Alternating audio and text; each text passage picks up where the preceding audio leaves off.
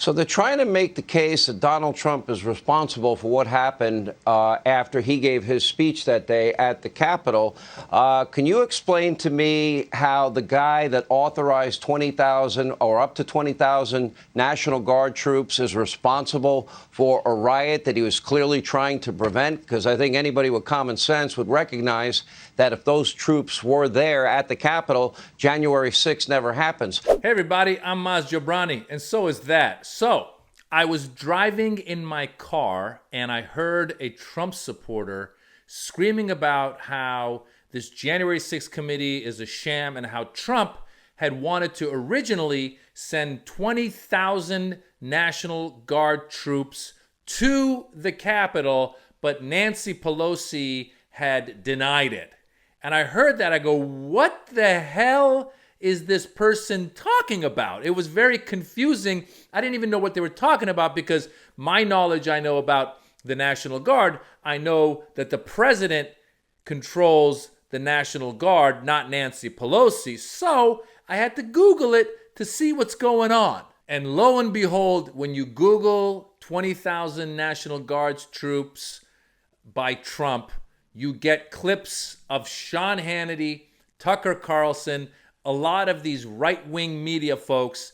Now they're trying to turn the narrative and they're trying to say that Donald Trump actually wanted to send National Guards to the Capitol before January 6th. He was prepared to do it, but that the leadership in the Congress said no. And by the way, very conveniently, these guys are pointing out that it was Nancy Pelosi who said no, but they're not pointing out that Mitch McConnell was also Senate Majority Leader on January 6th of 2021. So if they really want to be honest, they would have to say McConnell and Pelosi said no. But they're only saying Pelosi because it's easy to target her. Now, I find this clip of Sean Hannity talking to Kash Patel.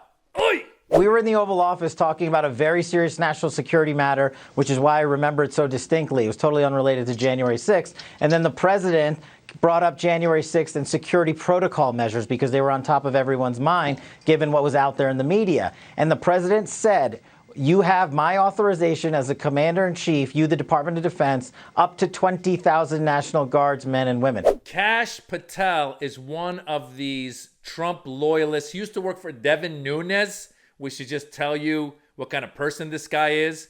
You know, he's an Indian American. I'm married to an Indian. I usually have an affinity towards Indians. Kash Patel is one of these guys who's out of his mind. He wrote a book called something about the king. And in the book, it's about King Donald being attacked by Queen Hillary. It's a children's book that's trying to say that Hillary used the Steele dossier to go after Trump. It's all a mishmash of nutty conspiracy theory BS. And so Kash Patel goes on Hannity to confirm that, yes, Donald Trump wanted to send 20,000, maybe 10,000, we don't know what the number is, troops to the Capitol before January 6th. Now, we got to ask ourselves, why are they trying to gaslight people and flip the script the way they are? The reason is because it came out in the January 6th hearings, which are factual uncoverings. It came out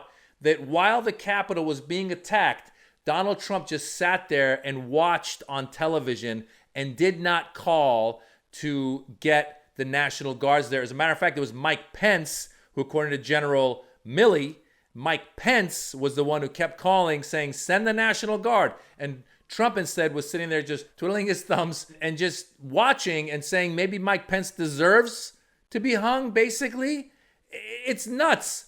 And these guys are trying to flip the script now and be like, no, Donald Trump wanted to save everybody. He didn't want to save anybody. He doesn't care about anybody. Even the people that were his supporters that stormed the Capitol, he's left them out in the cold now. He's not defending them. He's over there. He took money from his followers, $250 million. He's a scam artist. Why is it so hard for people like Sean Hannity or Tucker Carlson or Kash Patel to at least admit, at least embrace the fact that Donald Trump is a bad human being? He was a bad human being. He's always been a bad human being. He's selfish. What, all of a sudden he had this selfless, altruistic moment where he was like, I know my supporters are coming to the January 6th rally. but it's only going to be a peaceful rally. Even though I tweeted and said, be there, it's going to be wild. Even though I told the Proud Boys, stand back and stand by. Even though my other operatives like Roger Stone and Steve Bannon have been talking to the Proud Boys and to the Oath Keepers, and we know that there's going to be white nationalists there to basically go to the Capitol, and then my job, Donald Trump, is to get my mob, my crowd, to go behind them so they can go in and we can steal the election. All of a sudden, he had an altruistic moment the day before and was like, let's get National Guards there to arrest these people as they come through. Really? It makes no sense. By the way, Sean Hannity now is trying to play all like, yeah, Donald Trump was trying to protect the country and wasn't trying to steal democracy. Look at the text he was sending to Mark Meadows saying, you got to stop this now. We got to stop talking about this stolen election. Back in 2021, he felt the heat. But then he comes to realize that the people that are Trump supporters are crazy enough for 2 years later to still believe that an election was stolen. It was not stolen. Trump knew it wasn't stolen.